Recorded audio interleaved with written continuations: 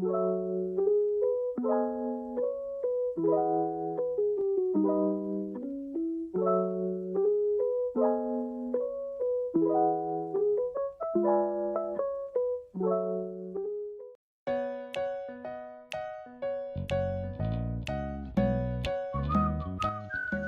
teman-teman, selamat pagi.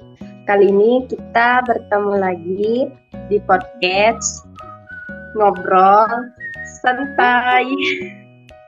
Nah, sebelumnya kita perkenalan dulu ya. Soalnya nggak kenal itu, maka nggak sayang. Oke, perkenalkan, saya Surya Nirmadil Qur'anaam yang akan memimpin podcast hari ini. Nah, saya dibantu dua rekan kelompok saya yang akan ngobrol santai atas nama Kak Ica di Anggraini dan Kak Ratri Cahyani Asri.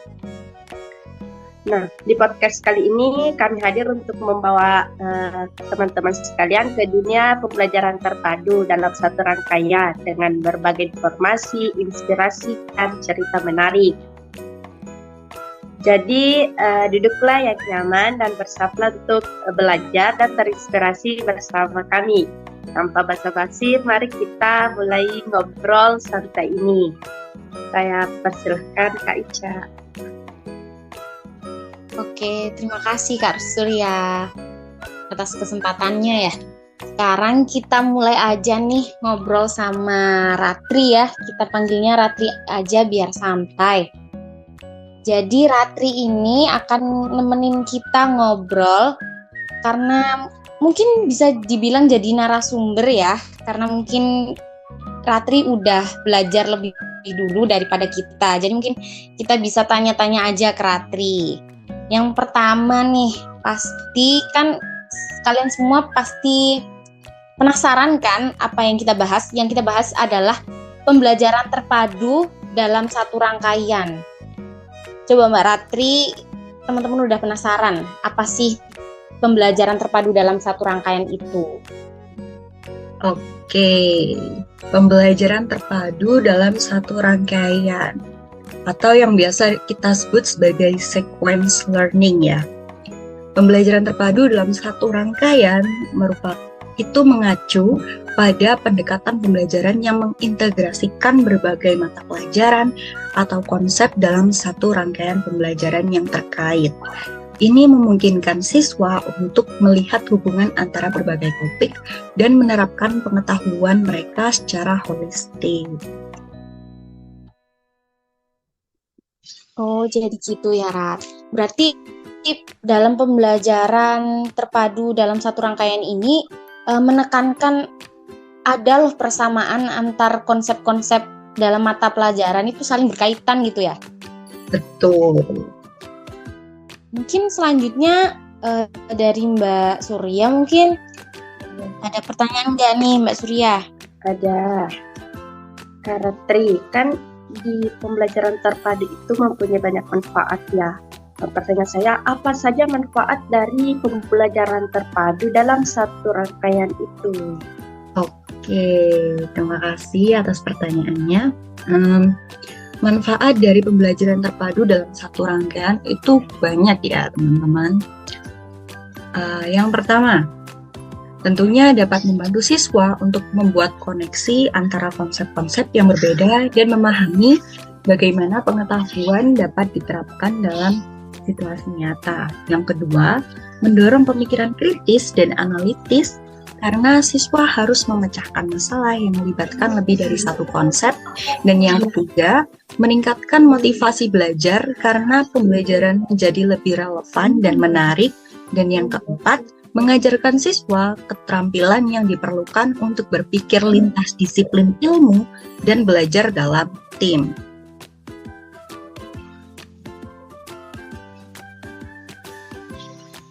Karakter mungkin bisa dilanjutkan Kak Ica. Aku jadi punya pertanyaan nih Rat, karena kan kamu udah jelasin banyak manfaatnya tadi. Gimana sih cara langkah-langkah untuk menerapkan pembelajaran ini dalam pembelajaran gitu?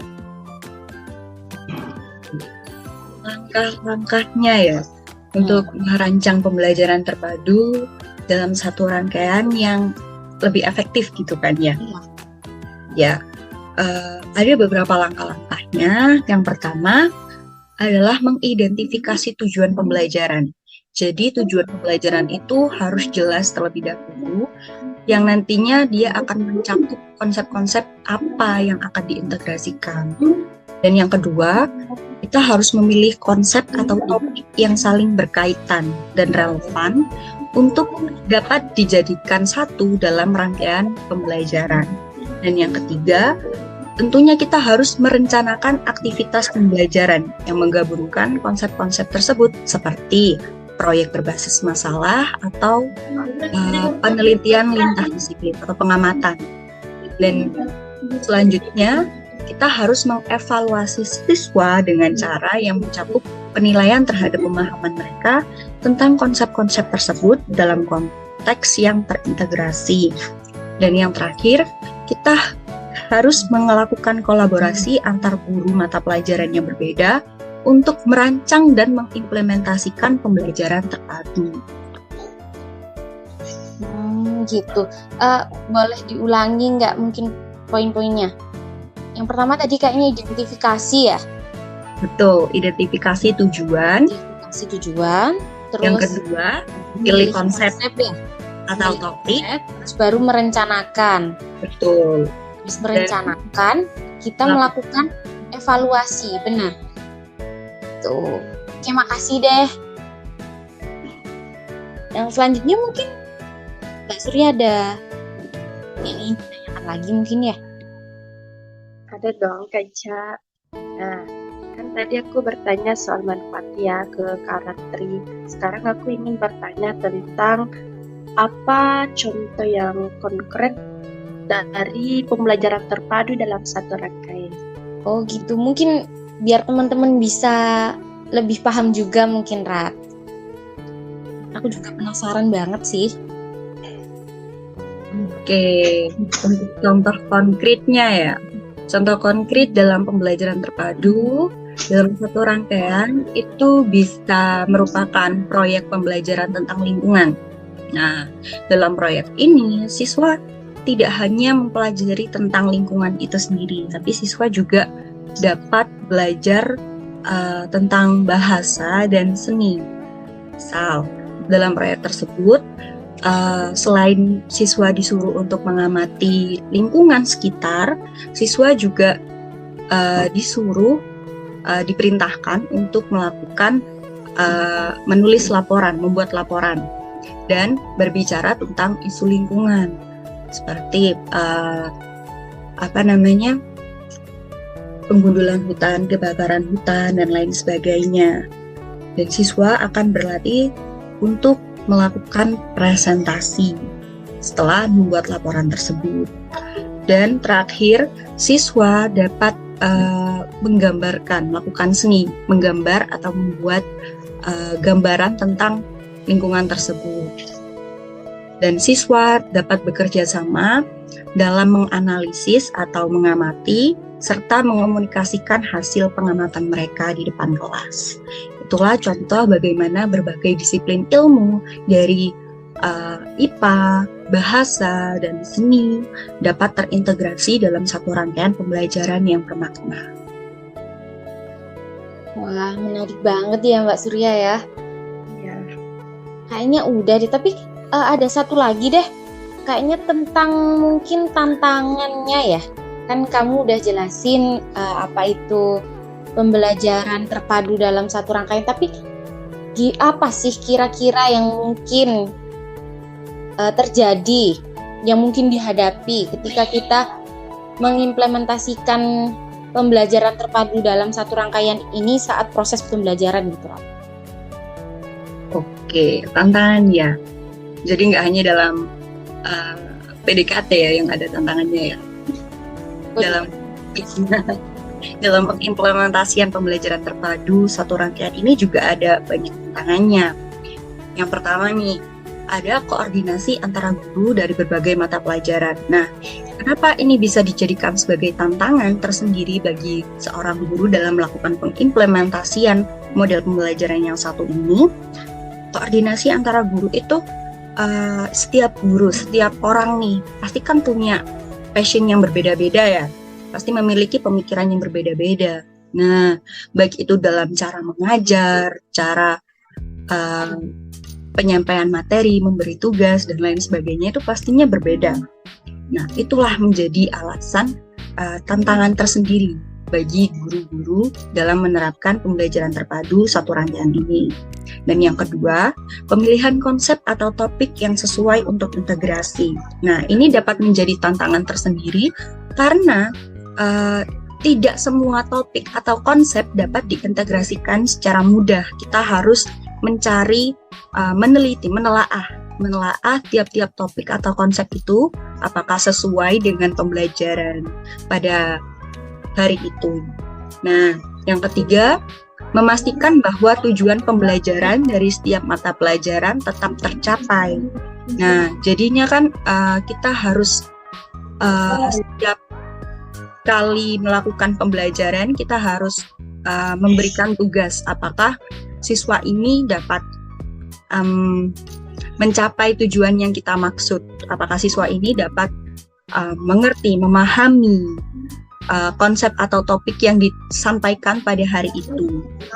Dan yang keempat, menilai pemahaman siswa yang tadi ya. Terus yang kelima, mengatasi perbedaan tingkat pengetahuan dan keterampilan dalam berbagai mata pelajaran. Nah, ini nih yang sulit karena siswa memiliki daya serap masing-masing. Setiap siswa memiliki perbedaan dalam menyerap materi, perbedaan kecepatan dalam menyerap materi, materi yang terintegrasi itu tadi. Nah, pembelajaran terpadu dalam satu rangkaian tersebut dapat menjadi pendekatan yang sangat efektif apabila diimplementasikan dengan baik dan dapat mengatasi tantangan-tantangan tersebut. Seperti itu, Ica. Oke, Dera, terima kasih. Dari teman-teman nih sekarang, ada nggak ya mau bertanya nih? Teman-teman, ada nggak yang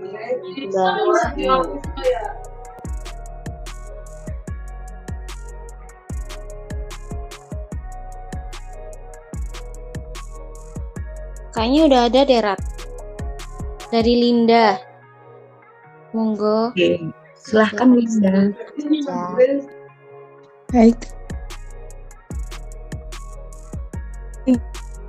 Bertanya, apa sih kelebihan model pembelajaran sekuens ini dibandingkan model lain?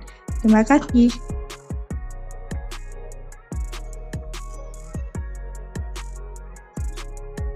Oke, terima kasih atas pertanyaannya, Linda. Kelebihan model pembelajaran ini dibanding model lain, terutama pada tingkat SD ya. Oke, yang pertama, model ini merupakan pendekatan secara bertahap. Nah, model sequence memungkinkan siswa memahami konsep secara bertahap yang membantu mereka dalam pemahaman yang kokoh. Tuh, alasannya kenapa kok ini merupakan kelebihan tersendiri ya dari model-model lain. Untuk kelebihan yang kedua adalah kesempatan pengulangan. Nah, kenapa kok kesempatan pengulangan?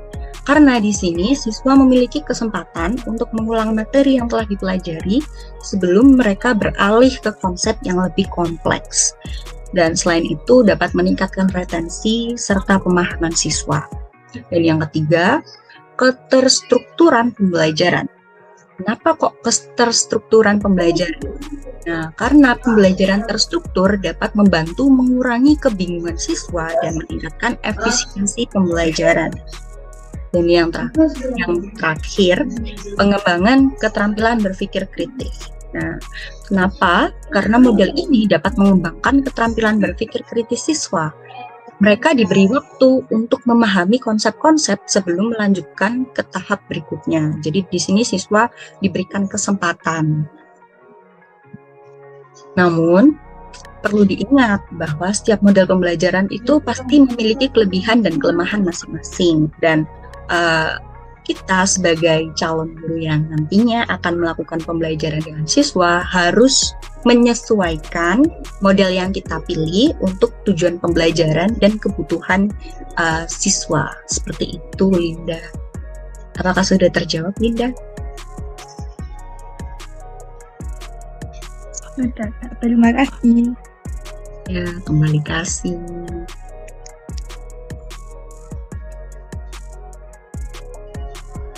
Oh, ada chat. Kak Surya.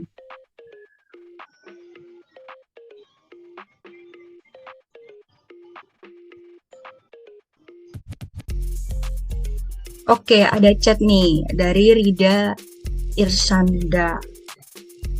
Oke, mengapa pembelajaran terpadu model sequence perlu digunakan dalam pembelajaran di SD?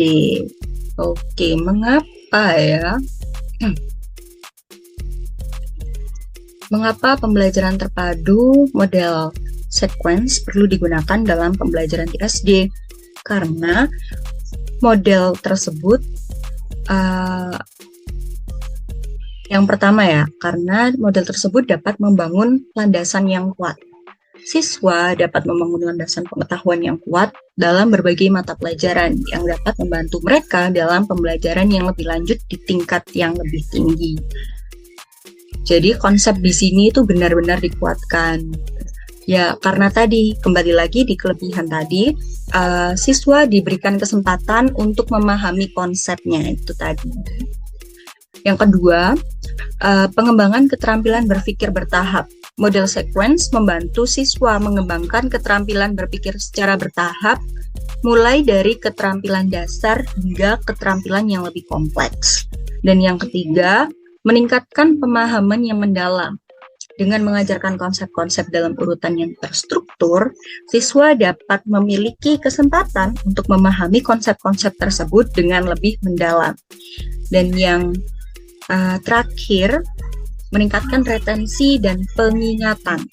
Nah, di sini siswa kan cenderung lebih baik dalam mengingat dan mengaplikasikan pengetahuan ketika mereka mempelajarinya secara seperti itu, Rida.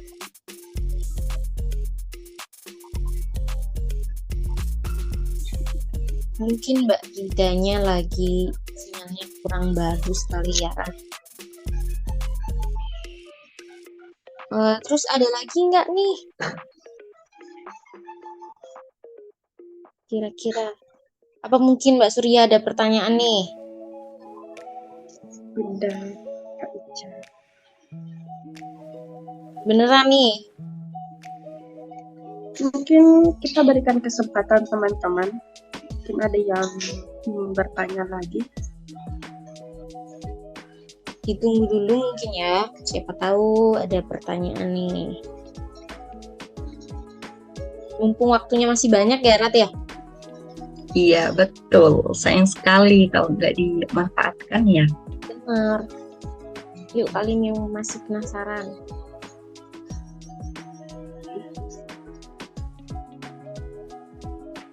Tanya, boleh. Yeah.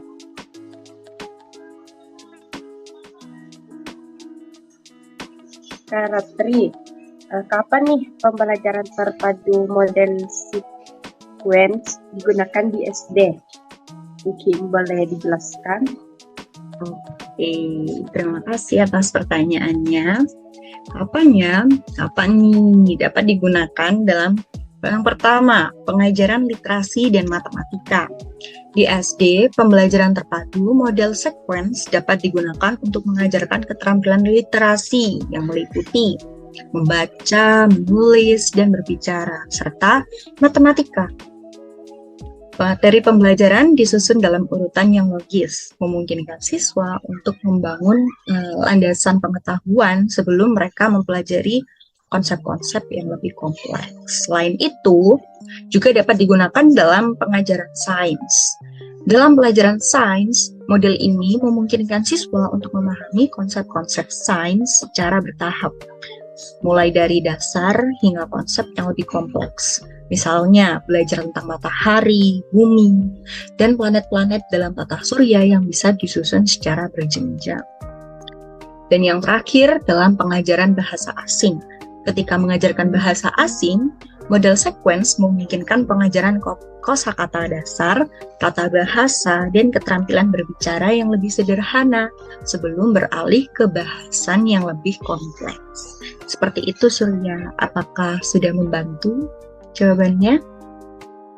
Baik, Kak Ica. Jawabannya udah jelas. Mungkin maksudnya Ratri ya. Ya.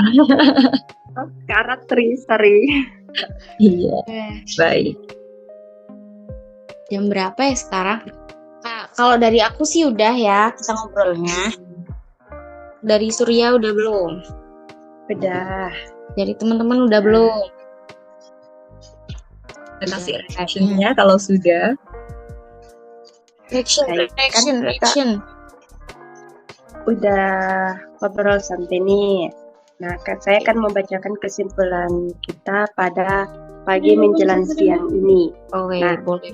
Adapun kesimpulannya yaitu pembelajaran terpadu dalam satu rangkaian ialah pendekatan yang mengintegrasikan berbagai mata pelajaran atau konsep dalam satu pembelajaran yang terkait.